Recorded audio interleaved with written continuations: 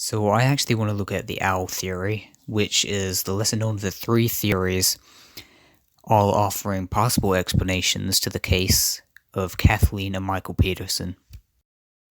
The two most prominent theories obviously being, one, Michael Peterson beat his wife to death, and two, she fell down the stairs after being intoxicated. So I just want to go over these points that I have which support this owl theory. So the first of these is really obvious. I mean, owls are nocturnal. Think of when this scenario happened. I mean, Kathleen was reported as being dead around 12:30. It is commonplace for owls to be just around at this kind of time. Also, they're non-migratory, so they'll be there all year round. It doesn't matter. This case occurred in December. Wouldn't have mattered what month. Oh yeah, just to say, this is barred owls in particular we're talking about, which are very commonplace across North Carolina. This was Durham that this case occurred in, North Carolina. So they would have been abundant in this area. Also consider the actual environment of the Peterson household, the Peterson residence, the whole kind of neighborhood area. There's a lot of woodland. This is perfect habitat, perfect environment for barred owls. And a very important thing for anyone questioning why an owl may attack Kathleen Peterson, well, they're known for their aggression. They're known to be very aggressive, and in terms of the kind of targets they will attack, they usually go for face, head, and hands, which, well, all three of those locations on the human body, there were signs of injuries on all three of those locations on Kathleen Peterson. In particular, their aggression comes from their nature to protect their territory. And as again, going back to the point about the actual environment, the habitat, it's clearly a very wooded area. There was definitely environment to protect. This wasn't so urban. And in terms of the actual capabilities of this barred owl, which, like, this is one of the main questions of, well, how on earth can an owl do this kind of damage to a human? It is important to note that they have a grip force of over 200 pounds per square inch, as opposed to a human, which has less than 80 pounds per square inch of grip force. Around twice the grip force of a human. And that's not even considering the actual formation of the talons. They're very sharp.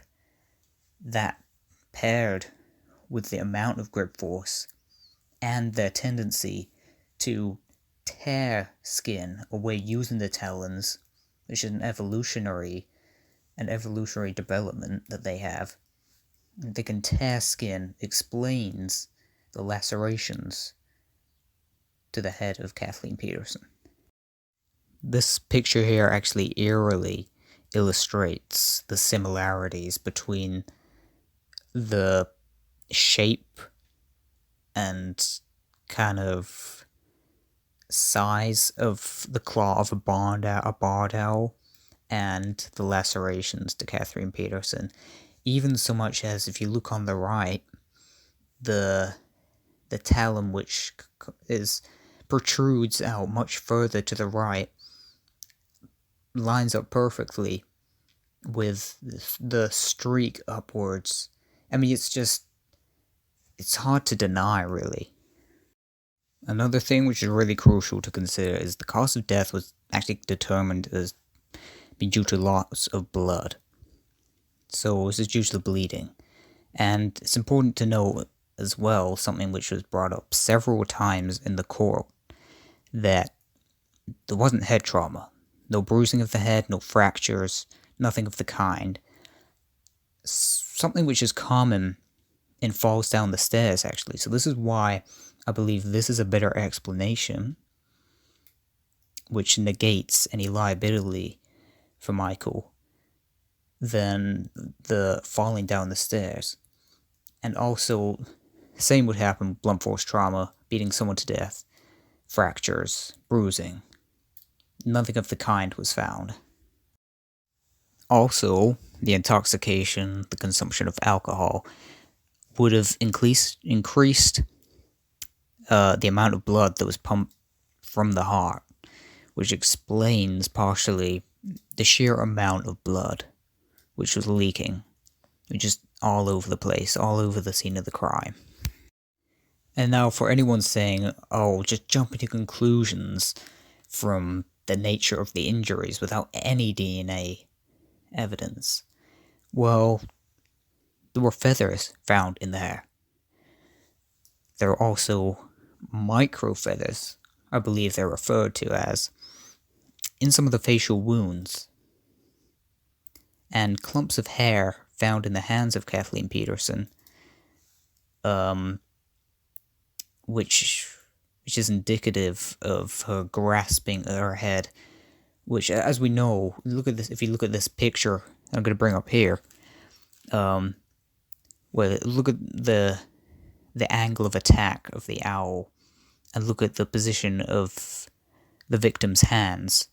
When something attacks your head, you want to reach up to protect your head. You're going to reach up and start grasping, which explains her pulling out her hair. And likewise, there are also puncture wounds on the body and various marks on the face, which led many to believe that she'd been beaten as opposed to fallen down the stairs, just due to the where the marks were and how she could have fallen down the stairs and gotten those marks at the same time. And finally, I just want to remark on something.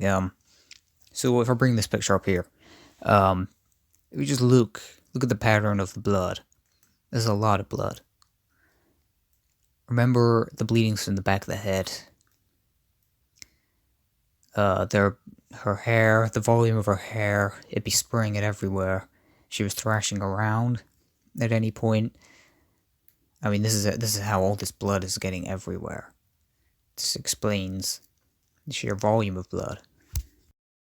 And I would actually like to do another video where I go over in more detail why I don't believe the other two explanations are substantial enough, have enough credibility, for me personally, to consider above this owl theory, which, as crazy as it sounds, is really grasping me. It definitely seems like a possibility.